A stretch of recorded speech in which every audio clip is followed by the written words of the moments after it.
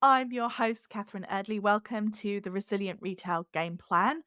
I am the founder of the Resilient Retail Club, which is my membership group and my mastermind for product businesses. If you head over to resilientretailclub.com, you can find out more about the club, and you can also find out more about my mastermind that will be kicking off again in January.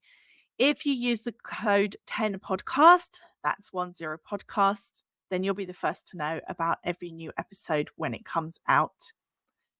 Today, we are on episode number 177, which is all about trends in the retail industry.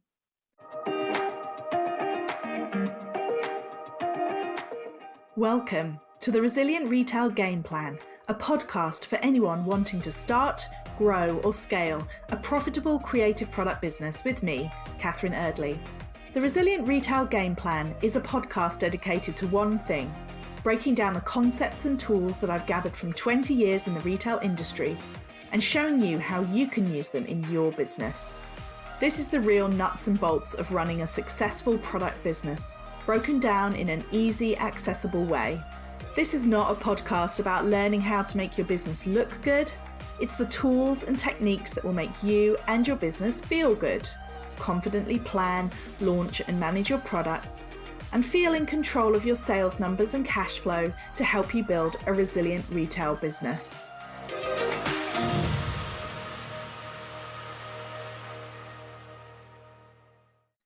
Before we get into talking about what my view is for the year ahead, what I believe will be reshaping the retail industry in 2024, I want to talk to you a little bit about why I love to talk about retail trends and why I believe it's so important for product business owners to have an idea of what's going on in their industry.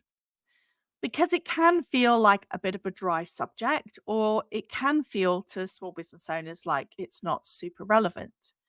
If you're not a business that really sees itself as a trend led business, then you may wonder why you even need to worry about what the industry trends are.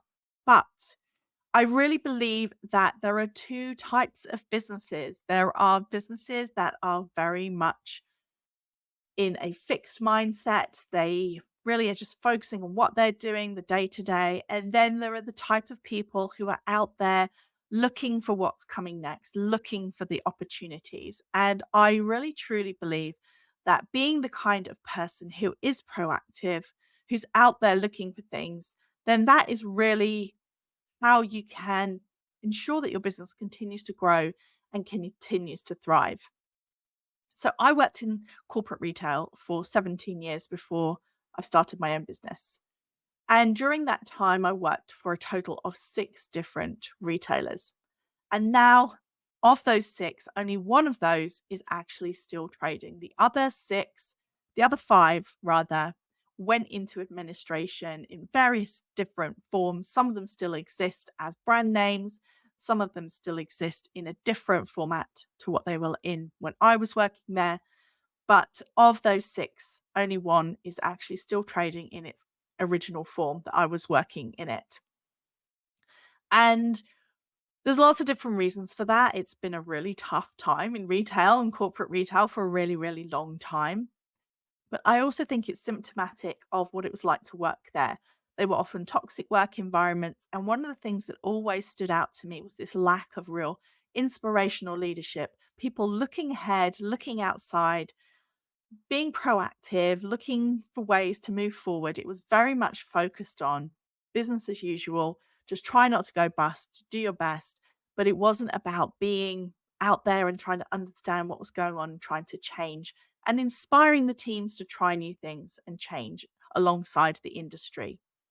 And I think that is probably true talking to lots of other friends in the industry. I think that's probably a really similar experience. And a lot of the retail failure that we've seen over the last few years, I really think a lot of that has come down to this lack of interest in what's going on around you and this very much inward focus where everybody in the whole organization was just trying to prove it wasn't their fault for something that happened. So, for example, one of the things that really got me interested in industry trends in the first place was when I was working at Paper Chase. So, Paper Chase was the company I worked for prior to starting my own business. It now also no longer exists in the format that it existed in when I was working there, which was it had started off as a very small company and it had grown over the years. And when I was working there, we had well over 200 stores and well over £100 million turnover. And so I worked in the stationery department, and the stationery department was really very heavily focused on their back to school trade. So Christmas was the main time of year for a lot of the departments, the card department, wrap, gifts, everything else. But for stationery, it was all about back to school. And every month I would have to write a report that went into a lot of detail about the performance of the department over the past month. And that would then get sent up to the board of directors. And one of the things that I had to do in this talk was I had to basically justify the performance, whether it was good, whether it was bad. And if it was tough, I basically had to almost explain what my team had done, what had gone wrong to cause that performance. And it was very much an exercise where you had to explain yourself. And as you can imagine, quite stressful. But we weren't really allowed to mention outside factors. And there's strong reasons for that. I totally do understand why the retail industry was very much focused on that. Everywhere I worked, we would say you can't talk about the weather because the thing was, if you went into a Monday trading meeting and you said it was too hot this week or it rained last week, so no one came to stores, then very quickly you could come up with every week some reason to explain performance. We very much had to focus on the internal, which made sense because that's what we could control. But what always struck me was this complete lack of any even acknowledgement of what was going on around us. We weren't even allowed to comment, for example, if the website had done really well, but the stores hadn't done so well. We had to focus solely on the stores, and the website was a separate entity, and we couldn't look at the whole picture. It was actually completely disallowed. We were only allowed to look at the like for like store picture on its own and explain that, as well as then the website as a separate piece. And one of the things that happened one year in particular was that Amazon had really gone for it with their 3 for 2 offer. So they'd really gone for our bread and butter, if you like, this buying all of your basics for back to school stationery. And yet I was not permitted to even mention this in the report that I had to write, implicating myself to the board, because this was considered to be an external factor. So it wasn't something that I was allowed to reference, even though clearly it had had a major impact. So all of this to say, I used to find that attitude extremely frustrating, although I understood where it came from, because how do you get ahead of things? How do you adapt and understand what's happening if you don't even acknowledge, you're not even allowed to acknowledge what was going on, to talk about shifts in the way that the customers purchase, to talk about the fact that the way the customer wants to buy has changed. All of those things are really critical to running a business. And I honestly don't think it's a coincidence. I know there are many, many other factors behind businesses going into administration, but an inability to really think about your business and to encourage your teams to think about your business in the context of the wider industry is actually a really dangerous thing to do. So I started getting really interested in where the industry was going, and I didn't really have that much access to that much information. So I worked in the industry, and it wasn't something they prioritized. They didn't really prioritize the teams getting educated about retail trends, or, for example, going to conferences or anything like that. There was nothing that we were encouraged to do. And therefore, I started my own evening talks. That was how my very first thing that I did to start my own business was I had evening talks where just went on to meet up. I created a group called The Future of Retail, and I had all kinds of interesting people come along right from the very first meeting. And we talked about what was going on and how the customer was shifting. But it was hard to find that information. And that's why I'm so passionate about sharing this kind of information about small businesses in particular and understanding what it means for them. Because that was the original start of my business. It was called Future Retail, and it was about retail trends. And originally, I focused much more on that kind of content And then over time, I realized what people really needed was more information about right now, about the practical side of things, about their profitability, about their business structure, about sales. But I always wanted all of my work to be informed by the way that the industry was changing so that when I was advising people, we could have one eye on the future as well as what is going on currently inside their business. So, all of that to say, I just wanted to share the story about retail trends and why they're so important to me and why I so much enjoy putting this content together because I really truly believe it is an important part and something that all of us as small business owners should be aware of. Because why wouldn't you want to know how your customer is changing, how they're shifting, how the overall industry is shifting? And so I put together 4 trends. I'm going to go through these very briefly and just touch on them. If you want to find out more, you can head to my website. It's a blog post on industry trends. And I've previously given this as a talk in which I went into more detail. And if you head over to my Instagram and you DM me the words trend24, so TREND 24, then I will send you the link to get the replay for that talk. So you can definitely do that. And we'll put the link in the show notes as well. But if you want to head over and DM me, you can get the talk with a lot more detail. So what I'm going to do is I'm going to touch on them. I'd like to share a little bit about how I come up with them. One of the things I'm very proud of is being a Forbes.com contributor. And as a result, I do get sent a lot of research. So I read through a number of white papers, documents, reports, blog posts, articles, all about the industry, look at as much detail as I can. And then from that, I pull out what I see are the biggest themes.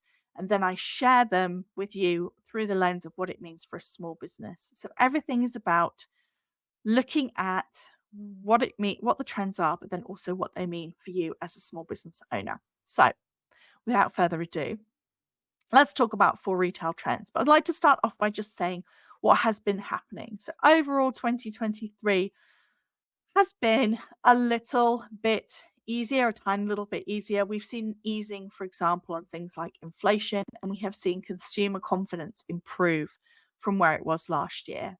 So, a report from Goldman Sachs talks about it looking into 2024 as the headwinds are easing. The economy in the autumn budget is now forecast to grow at about 0.7%. But we are seeing slow recovery of discretionary household income due to continued record high interest rates and also the compound impact of the cost of living crisis. So, 4 particular trends then that I want you to think about when it relates to small businesses. They are sustainability and particularly green fatigue, the rise of artificial intelligence, social commerce, and personalized communication. So, if we start with sustainability and navigating green fatigue, this can be summed up as saying that sustainability continues to be a pivotal aspect of retail, but then there's also green fatigue and growing customer skepticism. In 2024, businesses need to really move beyond mere declarations and actually focus on being transparent. So, a 2024 Euromonitor report on consumer trends has talked about green fatigue is sinking in. Customers have made notable strides in recent years to improve their own personal green credentials, as it were, and they want to see organizations to keep pace with them and to show proof of their eco pledges. What does it mean for your business? Well, really, what this means for your business is you need to have a look at what tangible proofs you have of your sustainability efforts. And you also need to think about how you can communicate that with your customer. There is an opportunity here for small business owners who put so much time and effort into their sustainability, thinking about what they can do for the planet, for the people who work for them, and so much more. So, it's really important that you share that with your customers because they may just either not know what you do or they're looking for that real tangible proof and it's not just lip service. There's also been this shift into the idea more of regenerative as opposed to just not being harmful. So, regenerative means, for example, that you're producing an item that is reducing waste, that is, for example, ocean plastics, where things are actually taking plastic out of the ocean and then making things from that. It is also about things like planting a tree for every order, or not just being carbon neutral, but actually how can you be carbon negative as a business owner? The customer is now seeing that as the kind of new standard. But be aware that the customer is vigilant, the customer is skeptical, the customer is thinking that a lot of people are greenwashing, that there's a lot of businesses out there, they're becoming more aware of how they are just basically making things up or exaggerating their green credentials to tune in to a more eco-conscious customer. So words are not enough. It's really thinking about how you can prove that and how you can connect with your customer. I don't necessarily think this is a bad thing for small businesses. As I said, I think this could be a real positive because I think then the customer is is more connected to a small business and more likely to believe them. So the second trend that I want to talk to you about today is the rise of artificial intelligence. So this is something that you cannot escape. You have no doubt heard so much about artificial intelligence already. It presents opportunities but also challenges. The consumer is becoming increasingly used to using artificial intelligence, and what businesses have to do is they have to think about how they can leverage artificial intelligence efficiently, but also preserving that real unique human element of being a small business owner. So, Amy Errett, who is a venture capitalist, says that brands will be tasked with finding the balance between creating efficient AI driven processes and maintaining consumer trust derived from meaningful, emotional, relationship driven interactions. A Neuromonitor pointed out that consumers are starting to use AI, so they are expecting brands to keep pace with their exploration of this technology. ChatGPT was the fastest growing web platform when it launched. It went to over 1 million active users in just 2 months, which was until Threads launched in the summer, it was the fastest growing platform ever. So, this is something that people are really embracing. And I think small business owners can embrace it too. I do think there's a real place for AI in small product businesses, but it really sits in the category of how can you make yourself more efficient. You need to embrace the technology in ways that save you time and money. Many of the tools that you already use, like Canva or Shopify, they are already incorporating Magic Write technology or Magic Edit for images. Have a look at how that can help you. Have a look at how you can speed up some of the really difficult things like writing 20 different descriptions for the web for a candle. Can you get AI to do that? Can you ask AI to help you come up with blog post ideas, social media ideas? How can you help? How can it help you? How can it help you brainstorm? On the other side, acknowledge that the customer is going to be craving that human touch. There is a notion that is coming out of a lot of the research that I was doing, which was about this theory that there'll be a human is premium model coming out, which again, I think is a real plus for small businesses. And that means that consumers, as much as they love the efficiency, as much as they love the time savings of artificial intelligence, they're going to really enjoy it when they actually get to speak to a human. And that is something that small business owners can really lean into because they're going to be able to maintain that trust and transparency with the customer. And basically small business owners, they are humans. They are the human element on the end of the DMs or the emails or the phone, and that is something that big businesses are going to be moving away from. So it's that opportunity to really step into that human is premium for your customers as a small business because that's something you can naturally offer. But use AI, don't be afraid of it. Think about where you can use it for efficiencies, for time saving, and make sure you lean into that so that you are maximizing your time and money, which let's face it, as small business owners, we have very little of. And so make sure that you've maximized what you can do, but then also thought about how you can make it more human for your customers. The third trend is social commerce. Social commerce is the process of checking out through a social media app. This has been something that has been trundling on for a long time, and there's lots of different elements of this. So, just in terms of the The State of Social Shopping, which was an influencer marketing hub report, talked about how 98% of customers plan to utilize social purchasing at least once this year versus last year when 68% of customers claimed they made at least one social media purchase. So that's a huge increase in just the last year. And this is really so Saatchi and Saatchi, the advertising agency, they talk about how social commerce is allowing for in-app conversion. So they're allowing people scrolling to become a commerce moment, their phrase, which is a great phrase, a commerce moment. In other words, they can buy something. Global e-commerce forecast overall for all online selling is set to grow by 8.9% in 2024, but social commerce, that specific subset of purchasing through a social media app, is expected to grow by 28.4%. The other element of social commerce is just a continuation of a trend I've talked about in previous years about how the customer's really looking for some form of entertainment from the people that they're buying from. There's a great phrase that came up when I was doing the research for this talk, and then that was permacrisis. Or it's not a great phrase because it's a sad fact, but it's a good way of summing up what's going on. So we've had COVID, we've had so many different things over the last few years that it now just feels like this permacrisis. There's always something going on. There's global fatigue. And so people are then looking for this idea of what Euromonitor call delightful distractions, heartwarming, playful moments from their favorite brands. And that's what they want when they're shopping. They don't just want a transaction, they want it something that can release tension, leave their worries behind. And so this is a whole idea is that it ties into this something that I've talked to Shopify about a couple of years ago now, where they were talking about the lines getting increasingly blurred between shopping and entertainment.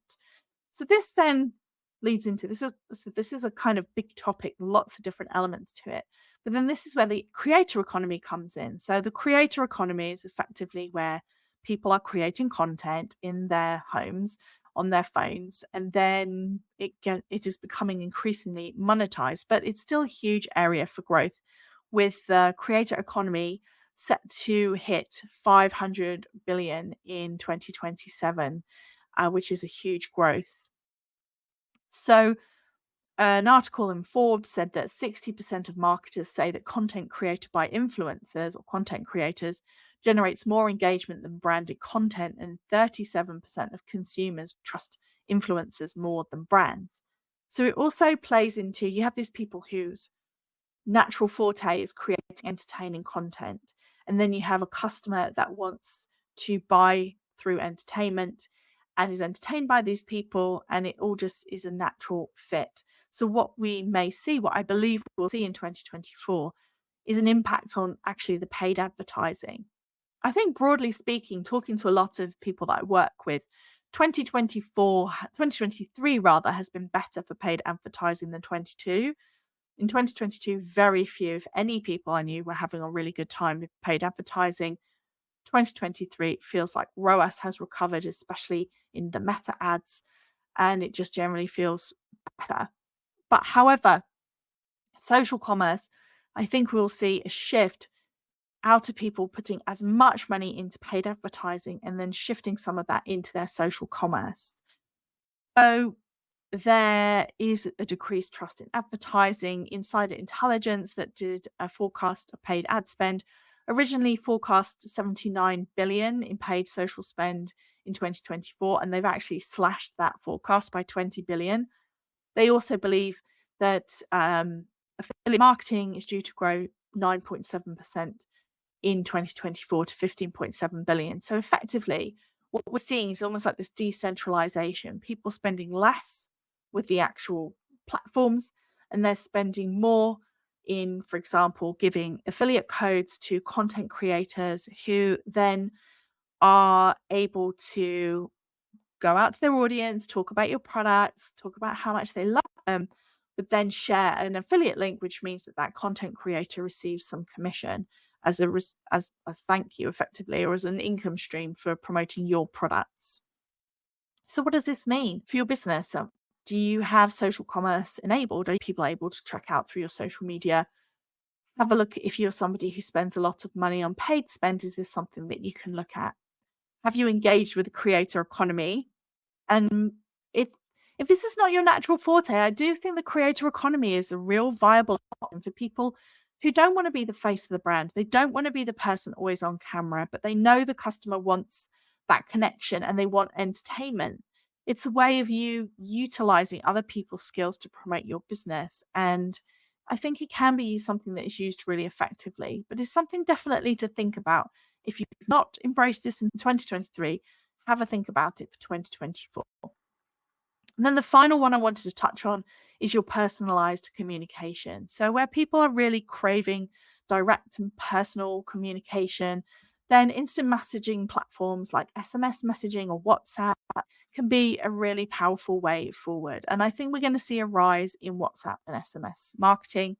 It's interesting. I personally am not a massive fan of getting spammed by SMSs. However, I do feel that that would be different if it was a really lovely small business, a local business that I supported. I was getting some update or information about something going on there via SMS or WhatsApp, then that could be really useful. The customer is craving connection, and the open rates are very impressive. SMS marketing open rates are 98%, similar 98.99 for WhatsApp Business sent through the WhatsApp API.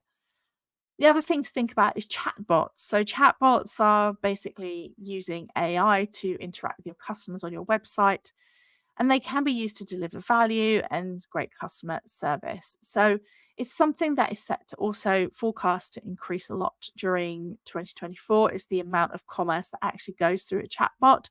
So again, if this is not something that you've experimented with for your business, then I definitely recommend having a think. So then in 2024, it's about re-examining your sustainability, embracing artificial intelligence, and especially the efficiencies that it can bring, leaning into social commerce and thinking about how you have personalized conversations with your customers. There's so much more to this topic. Do come over to Instagram at Resilient Retail Club, drop me a note, let me know what you thought, or DM me the word trend24 and I will send you the full talk, which goes into even more detail. And I'd love to hear what you thought about the trends and what you think is going to be ahead for 2024. If you have a moment, of course, to rate and review the podcast, it makes a huge difference. You can rate and review it in Apple Podcasts, and you can also rate it in Spotify app.